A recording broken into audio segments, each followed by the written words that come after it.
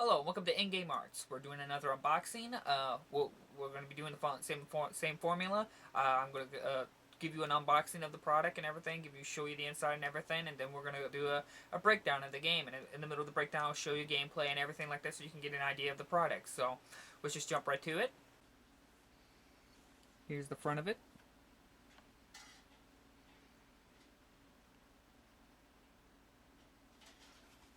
The side.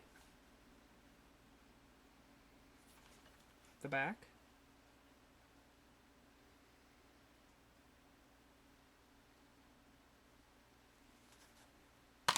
And the inside. No manual. Lame.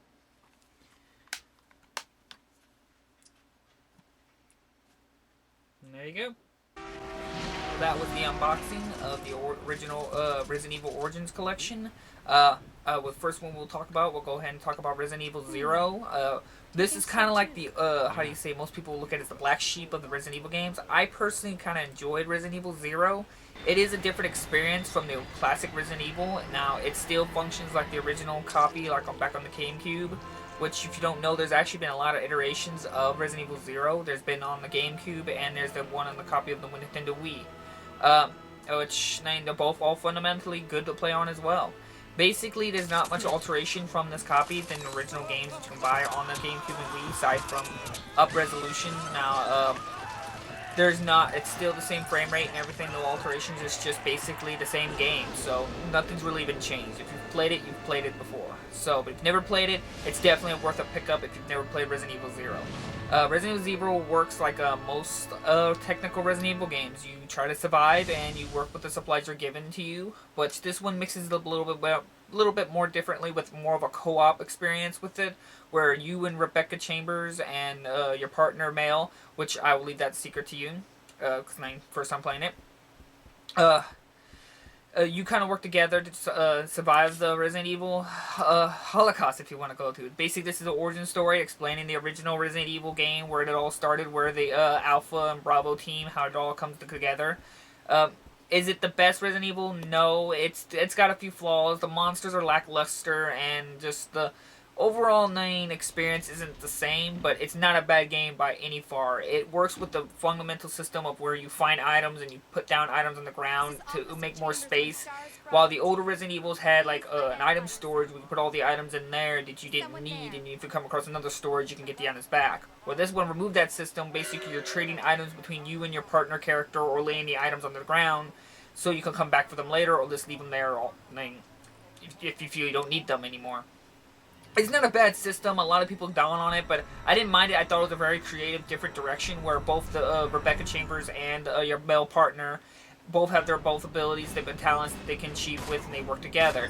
It basically kind of shows me the future where they went with Resident Evil 5 and 6, where they try to work with a co-op partner. This was kind of their first attempt with it, but I do think this was a betterly done, actually, because it still has a survival horror feeling and the fundamental of, just being a Resident Evil game, 10 controls and all.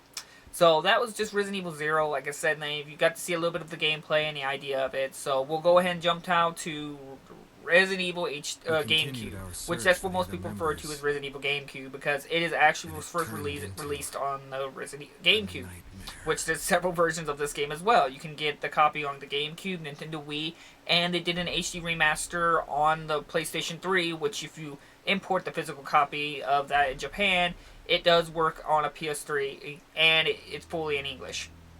Basically, there's nothing much different. It's basically the same game that you could have gotten anywhere else, just GameCube, Wii, and PS3. Not much is different. It's basically the same game. Basically, if you played the original Resident Evil, it's basically that, but basically they added more features, more abilities, more monsters, more expansions to it, not more abilities, which literally isn't more abilities, but you get what I'm meaning by that. It is probably the best Resident Evil game ever created in my book. Great survival horror, great atmosphere, great storyline and everything that they did. They did fix the dialogue, though. I don't mind the cheesy dialogue on the original first one, the PS1. Well, as I've said, this is my most favorite Resident Evil out of them all. It's System's still the same. Try to work with your gear, and then it follows the same system. You put items in the storage, and you find them in another storage, you open it and get it. And you put, you want to save, you save by the typewriter. Same thing with the Resident Evil 0. But this one has a different system where now if you kill a zombie, it's not technically dead. You have to actually set the zombie on fire and to fully kill the zombie. If you don't set the zombie on fire or destroy the brain, it will come back as a Crimson Head, and it's faster, stronger, and just much more aggressive. So anytime you play in this game, you definitely want to burn every zombie you see, or you try to eliminate, or you definitely don't want to shoot every zombie and knock them down because you don't want them to come back as a Crimson Head. It brings a whole new level of atmosphere and fear because now, not only are you not wanting to kill every monster, but you want to be more tactical at how you want to kill them, which ones you want to kill, and what areas you want to kill. It's definitely one of the best Resident Evils out there, and I recommend anybody who needs to get a copy or has never played to play both of them. If you've never played these, now is your opportunity because there were really hard, obscure games that didn't do as well as Achievement when GameCube got it, because most agree that GameCube was an underrated and overlooked console, and it had many great games on it. But, like I said, since it was underrated and overlooked, a lot of people didn't play Resident Evil 0 and Resident Evil the Remake. And then the Wii and Wii versions came out, which got some notoriety out of it, and notice out of it, but most people were busy trying out the newer Mario Galaxy and stuff like that, and we were going into PS3 era. So still, again, no one noticed, but now I think a lot of people have noticed it and are striving for the classic Resident Evil to come back. And I hope this sells well, and I hope you all support it, and I hope you all liked it. I did want to touch on that they actually fixed the controls of the original Resident Evil HD, where GameCube one, where it actually can play without tank controls. So at least it's improved and better for you.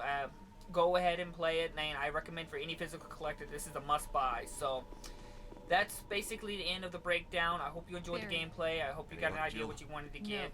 If you want any more information or links where to buy the product, you can look at the description below. I'll provide some links. And if you have any thoughts or comments, please leave them at the bottom. I will answer to you whatever question you may need to know.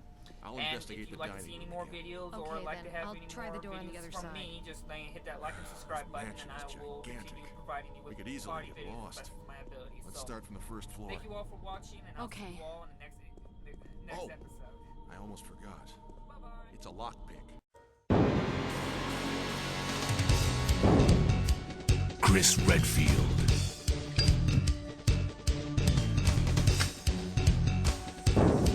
Jill Valentine. Barry Burton.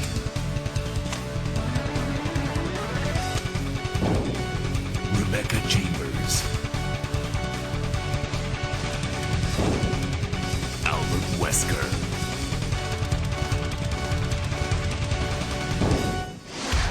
Resident Evil.